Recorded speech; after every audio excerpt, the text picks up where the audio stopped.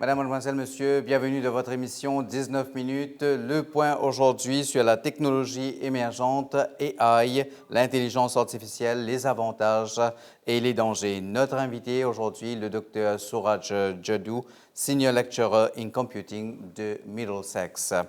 Maurice, mieux préparé pour adopter AI en Afrique. D'après le rapport AI Readiness Index d'Oxford, Maurice est le premier en Afrique, 61e dans 193 pays dans le monde entier. Est-ce que nous sommes capables de dire aujourd'hui, M. Jadoo, que Maurice est un hub de la région?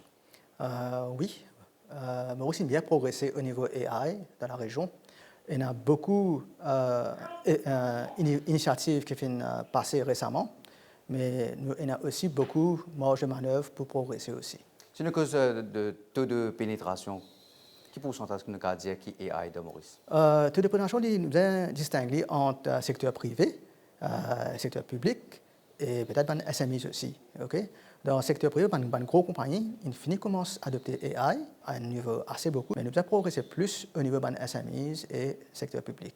Nous avons AI comment fait progresser dans Maurice. Nous l'équipe de recherche dirigée par Urvashi Bikari Bunjan qui est à Artinitz. Artinitz qui est une technologie qui est premier dans le monde qui peut servir ça. Artinitz intègre aujourd'hui l'intelligence artificielle pour optimiser ses processus et renforcer sa compétitivité sur les marchés internationaux. Artinitz s'engage vers la neutralité carbone en réduisant ses émissions et en compensant celles qui sont inévitables. Depuis l'avènement des Large Language Models, on s'est fixé comme objectif interne de doubler notre productivité pour entre guillemets, les travailleurs intellectuels d'ici 2 ans. On a découvert qu'on était le seul producteur d'habillement au monde à avoir pris cet engagement-là, devenir neutre en carbone d'ici 2040. Les opérateurs, ils n'ont pas besoin d'être constamment les yeux sur la machine, comme ça la caméra les remplace un petit peu. Donc c'est un petit peu comme la conduite assistée au niveau des véhicules.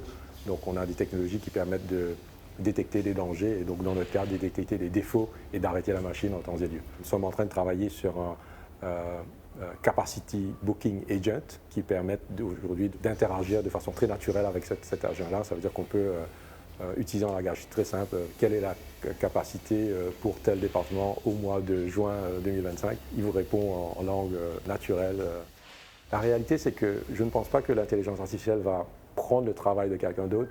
C'est plutôt quelqu'un qui maîtrise parfaitement les outils de l'intelligence artificielle qui va remplacer quelqu'un qui ne maîtrise pas ces outils-là.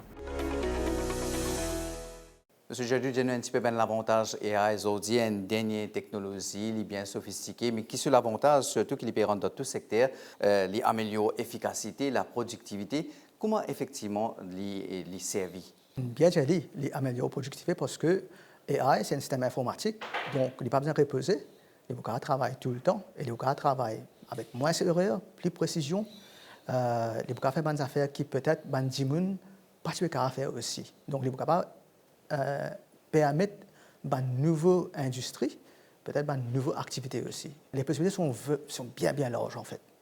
Et là, une question du public, déjà, nous avons l'AI, c'est la modernité, nouveauté. Il y a plusieurs questions, plusieurs gens qui peuvent dire nous, mais AI là, comment il fonctionne? Est-ce qu'il y a l'esprit lui-même? Quand il y a l'esprit là pour le faire, par exemple, un étudiant, je écris une thèse, je passe à l'AI, et thèse a fini pareil. Quand l'esprit là sort. Il y a un AI qui nous peut dire un AGI, un General Intelligence, qui peut-être nous peut comprendre avec un niveau d'intelligence humain aussi. Donc nous devons venir à ce niveau-là au niveau mondial, au niveau de la technologie, je veux dire. Et là, nous avons une question des étudiants de l'université, je veux dire, mais qui cours, par exemple, je peux suivre pour capable comprendre AI et appliquer AI? Il y a différents niveaux de cours. Okay? Il y a un cours qui peut-être un étudiant pour envie de connaître juste pour peut-être c'est un outil de AI. Donc, par exemple, il y a un cours organisé par une institution, par exemple AI for Good, qui peut essayer de vulgariser ce outil-là. Et en plus, il y a des autres cours que les élèves sont capables d'apprendre un concept beaucoup plus technique, beaucoup plus en profondeur, on va dire, apprendre les fundamentals of the technology. Par exemple, dans beaucoup d'universités, il y a un cours de AI, de data science. Ici même, il y a un cours qui peut venir. Déjà, il y a un module de AI. Et là, nous pouvons amener un cours plus spécialisé avec robotique, comme on peut trouver à côté, nous mélanger avec AI. Et l'autre question du public, je peux dire nous, AI, l'IP transforme la façon qui Mauricien pensait, la façon de travail, la façon dont interagit, peut-être même le sens de la vie ben Mauricien. Définitivement. En fait, AI, ce n'est pas une technologie comme toute technologie. AI, c'est une technologie qui peut changer la façon sociale, la façon dont les gens vivent, la façon dont les gens entretiennent, la façon dont les gens travaillent. D'un coup, c'est là un professionnel, Dave Erkou, qui lui pensait l'AI. Il y a plusieurs secteurs aujourd'hui comme la banque, secteur financier, secteur retail, hospitality, ICT. Beaucoup de secteurs commencent graduellement à adopter AI. Et si nous zoomons dans chaque entreprise, dans une fonction, différentes fonctions, je peux commencer à adopter AI. AI au niveau de la vente, marketing, au niveau opération, au niveau HR, et AI au niveau supply chain. Donc l'IP expand dans différentes fonctions de mon entreprise et pour continuer à grandir. Ce qui est extrêmement important aussi, et ça c'est pour les business leaders, c'est que nous sommes conscients que AI bien fonctionne dans un certain cadre, sinon nous sommes capables d'avoir un glissement, par exemple au niveau de considération éthique, comment servir AI, au niveau considération de données privées de monde, compliance avec régulation, et là tout ça un aspect-là à prendre en compte, et les business leaders en fait, bien vraiment focalisent beaucoup non seulement sur l'aspect technique de AI, mais aussi sur l'aspect data governance de AI, pour nous assurer que le développement de AI qui peut faire à Maurice, il peut faire dans un certain cadre. Essentiel que l'île Maurice se rende compte comment l'intelligence artificielle aura un rôle prépondérant, surtout pour un petit pays comme l'île Maurice, un island state comme on dit, les régulateurs, les décideurs politiques et aussi les opérateurs, bien sûr, et les institutions tertiaires, aussi bien que des étudiants. Un partage, si vous voulez, bien dans le fond, en profondeur. C'est important qu'on ait cette plateforme de discussion en termes qu'est-ce qu'on fait, comment on va aller de l'avant et comment est-ce que, ensemble, on peut décider d'avoir une ébauche dans l'implémentation de l'intelligence artificielle pour l'île Maurice. Monsieur Jadot m'a proposé un autre clip qui était dans la Chine, par exemple, un robot qui est déréglé pour choquer ce qu'il fait. This footage making the rounds on social media shows an AI-powered humanoid robot having a startling meltdown without warning. The video, apparently leaked from a Chinese lab, has become bigger than itself, triggering debate over artificial intelligence, robotic safety, and the international race to deploy robotic humanoids at scale. Monsieur Jadot, AI, oui, technologie. Aujourd'hui, nous avons ChatGPT, nous avons DeepSeek, mais AI il y a aussi une complication. Les mondes contrôlés par machine, par computer. Oui, au fin bien dit, peut-être Manjimoun pas encore prêt pour accepter que beaucoup de choses pour contrôler par une machine, une décision qui peut concerner peut-être la santé, peut-être la finance, etc. Donc ça c'est un problème social. L'acceptation c'est un gros problème, mais comme on peut causer dans la vidéo là aussi, AI c'est pas une technologie qui finit bien ficelée, nous dire. Toujours, il y a un problème technique à pas arriver, et tout ça là pour bien réussir à iron it out avant de donner total control of AI systems. Certains membres du public disent nous, une fois, AI, computer, il est capable de fou. Malheureusement, il y a un problème possible, dû surtout à un bias de mon data, à un problème technique, nous pouvons dire. Mais c'est ça, AI, c'est un outil qui besoin tout le temps perfectionner, tout le temps optimiser. Donc, quand nous ne pas encore assez optimiser, là, nous avons carrément un problème. Mais aussi, vous avez une évaluation qui... Effectivement, fait quoi dire un robot il est déréglé. Qui a une option qui se met, qui a une solution qui se met, qui plan B se met. Ben, c'est ça. Quand il est déréglé, ça veut dire qu'il a mal à apprendre. Donc, il ne parle pas des enfants même, il a mal à apprendre. Donc, il vous a fait. Vous avez fait réapprendre. C'est ça. Mais au milieu, le design a une conséquence. Oui, mais responsabilité, ça c'est un gros problème. Okay? Nous inquiétons qui il finit faire avant, quel problème il finit faire. Qui légal il finit faire. Oui, exactement. Donc là, vous avez un djimoun qui vous a réussi share the blame. Okay? Mais c'est si nous avons un système technique qui est bon, vous allez faire apprendre, réperfectionner, si possible. Peut-être que vous allez faire une affaire qui est impossible de faire aussi. Quelles précautions, par exemple, nous apprend avec une opération générale, mauvais dire, pas ce robot? Parce que, est-ce que tout robot, même AI? Non, pas nécessairement. Il y a des robots qui sont encore contrôlés par des humains. Okay? Mais il y a des robots de plus en plus. Il y a des l'autopévine automatique, il y a des drones pévine fully automated, etc. Donc, quelle précaution qu'on peut faire? Bien, vous allez tester bien, vous allez évaluer bien avant de lancer un produit en production dans le marché. Bien, vous allez make sure que ça produit contrôlé par AI là, il est vraiment bien évalué et donc bien testé, donc pas de problème anticipé. Il y a une autre question du public qui nous gagne, par exemple, combien de temps il prend après pour capable maîtriser un AI? Ben, de nos jours, il y a un outil AI qui est bien simple à utiliser. Donc, nous avons trouvé une mention ChatGPT, tout ça là.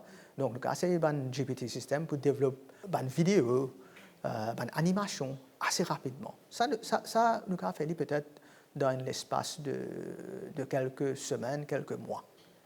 Tandis qu'il y a un système plus perfectionné, que nous avons compris un principe mathématique, ce qu'on appelle un modèle. Ça nous a une connaissance beaucoup plus poussée au niveau de degré, au niveau masters, tout ça.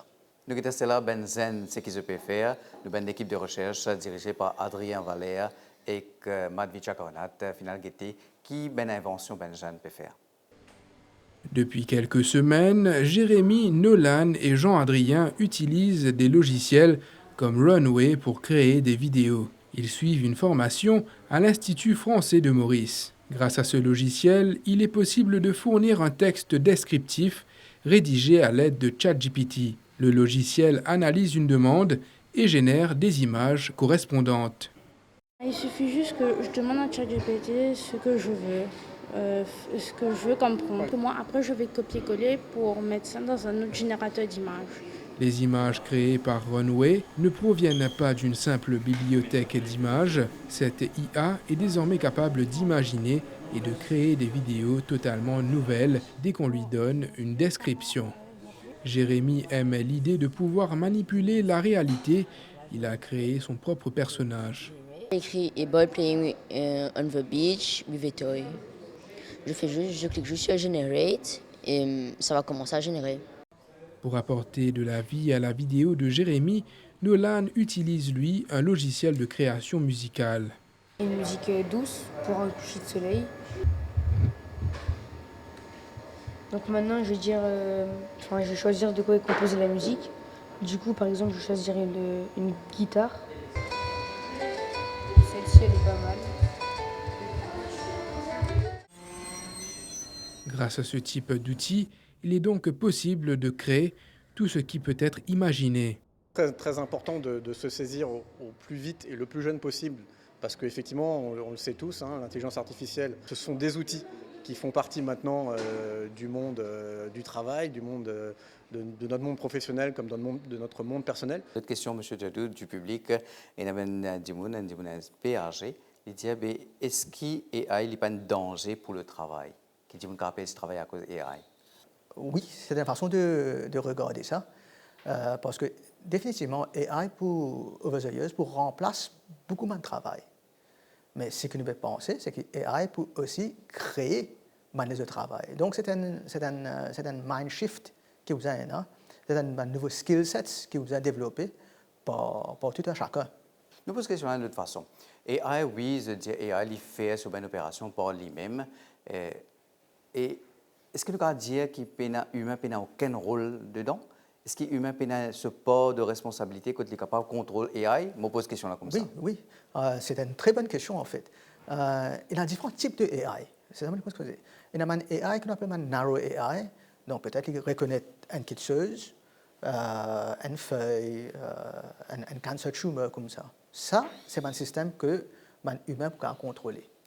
Mais avec un nouveau développement dans AI, par exemple, on a Agentic AI qui peut venir, que nous avons un AI qui peut capable de raisonner par eux-mêmes. Je te donne un exemple.